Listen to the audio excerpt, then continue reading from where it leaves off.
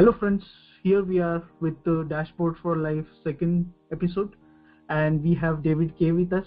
First of all, I want to thank to him for giving time to Global Power BI, and we see him, he's very active on the Facebook user group also. So David, thank you for giving your time for Dashboard for the Life series and presenting yourself for. So we'll start with few introduction, and then we will see what is this dashboard about and all the various details around this dashboard. So first of all, what this series is about. So this series is all about sharing the dashboard, where we want to understand the various features used in the dashboard by the various users. And especially from David, we will be able to learn a lot of things because he is the solution architect in the Microsoft. So he might be having good insight to share with us. A second important point is creativity. We have to learn how we can include or replicate that type of creativity in your own dashboard. And no doubt we are here to share the knowledge and solving a general problem. And if you want to join with us for this Dashboard for the Life series, you are most welcome. You can connect with us through the Global Power BI. So about the dashboard creator, so we have David with us, and David is data solution architect from Microsoft. And I would like David to give his intro. Well, thank you, Vishal, for having me. I appreciate the opportunity to share my work. This is actually work that I did prior to joining Microsoft, but I'm currently a data solution architect, as you mentioned. So I focus on big data, analytics, data visualization is one area as well that I focus on a lot. So I'm actively engaged with large enterprise customers with both the deployment side of Power BI as well as helping the teams within the organization actually develop their dashboards that are specific to their use case. So I've seen Power BI from both sides, both the analyst and the IT side. So I have a lot of insight there if anyone has any questions. Amazing. That's really good introduction, David.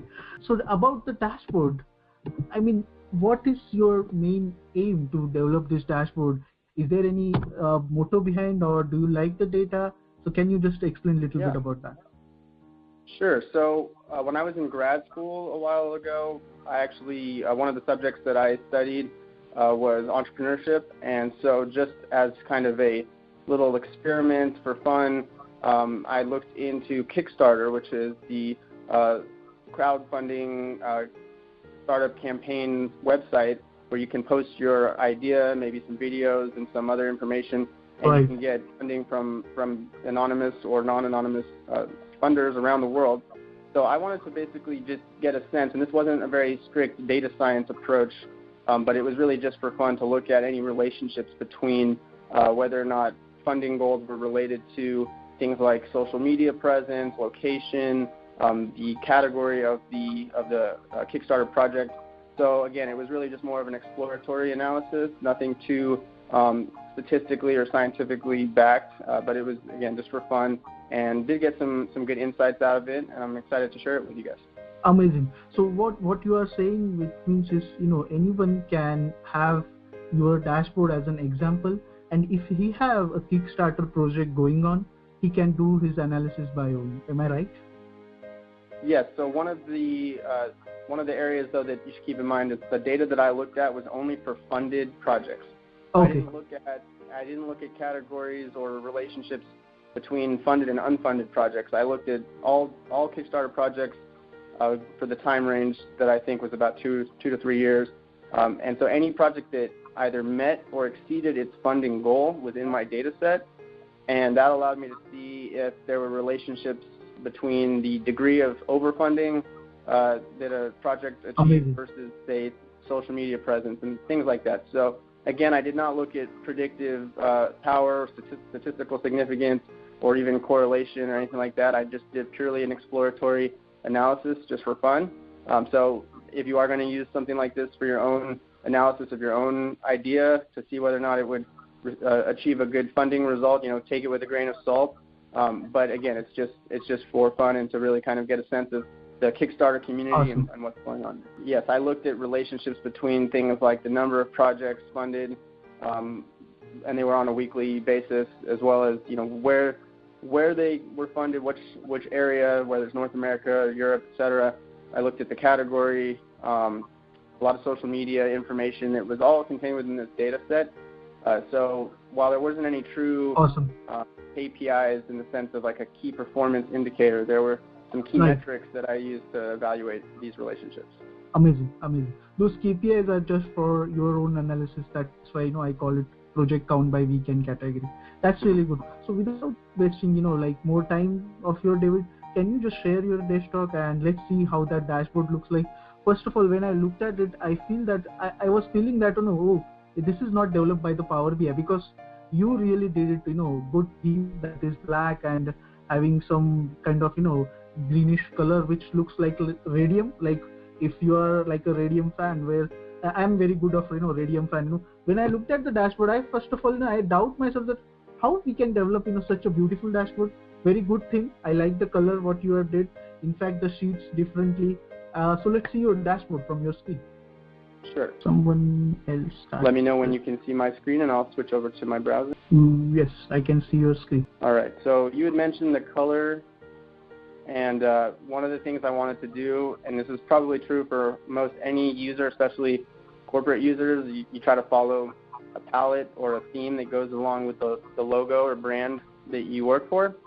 And so as you can see, the Kickstarter logo, which I have in the background, that has the same kind of neon green color. Right. That color does not stand out very well on a white background or really any other color background. So that's why I chose the black background. It presents a nice contrast. Had the Kickstarter campaign, or excuse me, the Kickstarter logo not included that green color, I probably would not have used this color to begin with, because it is it's a pretty strong or bold color. But again, you've got to keep in mind the context, and for the user to be able to see the color, it needed that contrast. And again, to kind of go along with the brand identity of Kickstarter, I wanted to match that color palette. So this is just a basic time series chart. I believe the date range for this project was about mid-2009 to about the same time, 2013. So it's roughly 4 years. The data is in weekly buckets, so you can kind of get a sense of the trend overall of the number of projects. You can also see there's some seasonality where we have this holiday season dip every end of December. There's a dip, and so I believe the start date, the date that you're seeing here, the week, this is the week the project was started or first launched on Kickstarter. It does not mean that the date that they met their funding goal. So it kind of goes without saying that there's probably fewer people launching Kickstarter campaigns the week of the Christmas holiday or New Year's, which would be my first guess, but you can clearly see that pattern, even though there's an overall trend. I will also let the audience know that the majority of the projects come from North America. So you'll see the data doesn't look too different when I filter by North America, but if I click on a less populated area like the Arab states, there's pretty much flat, and then there'll be a couple of spikes, but even those spikes are minimal at two projects in a week. So the majority, I'd say over 90% of the data comes from North America, but since there was some segmentation by region, I did break it up here into these regions. Some of this was done using Power Query. So when I was given a location, I was able to extract the country name from the location, and then I had a lookup table that had country names for the different regions, and that was just a publicly available lookup table, like something from Wikipedia. It would give me the country names for each region. So that's how I was able to develop that lookup table. And similarly, we can filter by year, and again by category. So just a quick question. Yeah, so the region is actually a filter, or the region is a filter? Yes, the region is a filter. So we're looking at all the data right now by unselecting North America. Okay. If we just want to look at Europe, for example, we can get a different view of the data. Again, most of the data comes from North America, so you're going to see a lot more fluctuation or even gaps in the data when we filter by other locations. So again, it's somewhat of a trivial exercise to filter by region, but I wanted that ability to at least look at the different areas individually. Okay. And that also lets you look at the different categories. So I was interested to see if certain projects or certain categories of projects changed depending on location. So For example, North America, we see over here the breakdown of categories. And I was thinking, it might be worthwhile to know if you're an American or North American founder and you have a project that meets a certain category description, maybe it would better serve you to found that project on Kickstarter in a different location, perhaps, if those projects tend to have more funding or better funding in different parts of the world, for example. So that was kind of my rationale behind wanting to look at the breakdown there. This is really good insight. I mean, see what location you are doing Kickstart to a project. That is really good. And as most of the users will know, with cross-filtering that Power BI offers, there's also the ability to click on any of the categories and see those projects and how they break down over time. So you can see more specifically, film and video, music, there's art is another good one. And again, that cross-filtering applies across regions. So if we want to look at, excuse me, a little fast on the mouse there. If we want to look at film and video in Europe, this is what you see. And it's, again, the data is not as robust, so you're going to miss some values here and there. But again, it gives you a pretty good idea of the overall trends in the data and the breakdown of category and region. So on the next page, I go into more depth about categories and funding ratios. So the funding ratio is just defined as the amount of funding that exceeded their goal, right? So a funding ratio of 1 means that they met their goal exactly. Funding ratio of 2 means they doubled their goal. Again, as I mentioned earlier, none of the data that I looked at has any projects that did not meet their funding goals. So this is purely to see in excess of their funding. You can kind of get a sense of those relationships. That is really good. So you see there's a somewhat linear relationship here on this scatter plot between the funding ratio and category, as well as the number of updates. So number of updates meaning when a founder on Kickstarter posts an update to their project status or changes something about their project, and it gets updated on the website and it notifies the community. So you can kind of see there's a linear relationship between the number of updates and the average funding ratio. So as updates increase, funding ratio increases. Now, does this mean that a founder should go and just spam the community with needless updates? Definitely not. Again, I didn't look into it at a very deep scientific level, but it probably would better serve a founder to have more material updates, which means that they're actively developing their idea and providing sharing it to the community, right?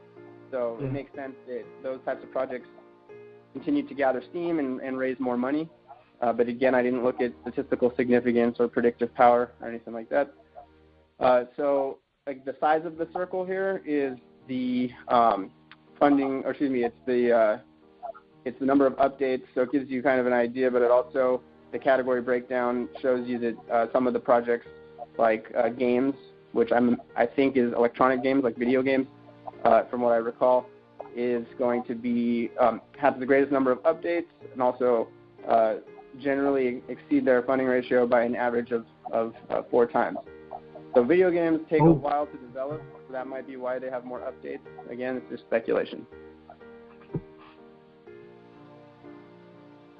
And then on this bubble chart, we're just looking at the overall amount raised by category. So this is the total dollar amount, American or U.S. dollar amount raised, and you can see just very easily at a moment's notice or first glance, you can see which categories were able to raise the most money, but this is not normalized for the number of, or standardized for the number of projects, right? So I could have looked at, the average per project, per category, but I just wanted to get a sense of which categories raised the most money. So you can see in North America, which again makes up over 90% of the data, so there's not much change, versus Europe, right? A little bit different. Games and technology, those are really high. Yeah. And that linear relationship in that scatter plot still generally holds, but it definitely is weaker in some areas, but also some areas that have much fewer projects to look at, there's obviously going to be a less tight relationship because you're not looking at as much data. But again, you can see this linear relationship generally holds. Yeah. So that was just my way of kind of better understanding project categories and how much funding was raised based on location, based on number of updates, things of that nature. I wanted to take that a step further, and now looking into wow, kind of a power map view here. I built this dashboard before we had some of the newer mapping capabilities in Power BI, which I actually prefer over this, but it's still a nice interactive way to look at projects. It just takes a little while to load. But you can clearly see the height of the bar, and I hope the viewers can see that. The height of the bar yes. I'm able to. It's the number, it's the count. And then there's also a heat map overlaid, which has to do with the amount, the average pledge per backer. So the redder the area, right, the more the average person pledged, and also the height of the bars, the number of projects. So you can see the hot spots of entrepreneurial activity, so to speak, are Boston. Yes, and let me zoom in here a bit. Which one is that two big spikes other than Boston? So there's Chicago, there's Austin, Texas, which is a pretty big hotbed of entrepreneurial activity. Yeah, that's okay. There's New York, or Brooklyn, I guess, and Boston we already covered. And then there's also Boulder, Colorado. And I was actually surprised to see, or maybe it's Denver. Let me try to zoom in a little bit here. Yeah, Denver. But I was actually surprised to see that California, Silicon Valley and Los Angeles area really didn't have very many projects relative. This is surprising, yeah. But I will say, actually, I'm from California, so one of the challenges there might be that there's so many different towns or cities within the Los Angeles County area, for example, that if you grouped all of these together into Los Angeles, then it might be a much larger number. But people who live in Anaheim might be upset with me if I say they should be grouped into Los Angeles. But it's a really large metropolitan area. So if there's a more specific city name, then it'll kind of dilute the concentration of projects. So this also is not limited to North America. This obviously covers all of the data. So we can look at Europe. Again, most of the projects were in North America, so you can kind of see there's not any real big spikes, but you can at least get a sense of the distribution of locations in an easy-to-view way. So quite a concentration overall in Great Britain, sporadically across Europe and Africa a little bit. So again, it was just my attempt to kind of better understand this environment, this community of entrepreneurs and the people that want to fund their projects. So if you do have between the data that we have on funding ratios and location, it definitely looks like founding or launching your project on Kickstarter in North America is going to lead to greater success in your funding. Of course, your idea really matters a lot too, and I only looked at projects that succeeded in meeting their funding ratio. I think that kind of balances the playing field, right? We assume if a project met its funding goal, then it must have a somewhat decent idea, at least enough to meet its funding goal. So we can assume that all projects in my data set are at least coherent, relatively viable and feasible ideas, and then the rest is more based on things like location and category. And then lastly, we'll look at one last chart, and this one was having some rendering issues for me before. Let's see here, mainly on the radar chart. Hold on. So this was the social media presence that I wanted to look at, which was also included in the data. So things like Facebook friends and Facebook shares and the number of backers. I wanted to really get a sense of, does having a bigger social media presence with your project, does it result in more people funding your project. So I also broke this down by category. So you can kind of see that there doesn't really appear to be any kind of relationship as far as having more Facebook friends or more Facebook shares and the number of backers. You know, the size of the circle is the number of backers. So you might expect to see bigger circles on the right-hand side or near the top. And surprisingly, we actually see the bigger circles closer to 0 as far as Facebook friends are concerned. What's also surprising is that these projects here actually got more shares even though they have fewer friends. So there must have been something specifically about these categories of projects. It's games, technology, food, and design. Something about these categories, for whatever reason, resulted in more shares across Facebook, even with fewer friends to do so. So of course that could be the idea itself that was just a better idea, or could have just been the categories had more of a lend themselves more to social media. For example, things like food, people can take pictures of food. Technology, people can write reviews. Games, people can post a demo or a video. So there could be reasons. Again, I'm just speculating. I didn't do any real follow-up or any kind of scientific study of this stuff. I just wanted to get a sense visually. And on the right-hand side, the radar chart, the categories aren't displaying for some reason on the border, but all it is the different categories, right? So technology, games, etc., and the funding ratio, the average funding ratio per category. So you can just see that the further out a spike is here, then the higher its average funding ratio. And that was just my attempt to quickly and easily be able to identify the categories that really did well from a funding perspective. And again, you can filter by year and whatnot, but given that the data is somewhat limited in scope, I think it tells a better story when you aggregate all of the data over time. So again, just down here, by same idea, but by region, there's maybe, I wouldn't even really call it a relationship.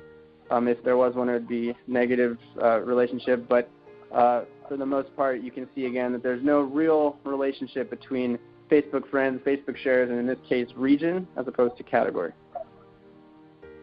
Right. So some of the insight that I gained from this was that certain things don't seem to matter, and that's actually counterintuitive to what I would have assumed. I would have thought social media would have a bigger role in this than it apparently does.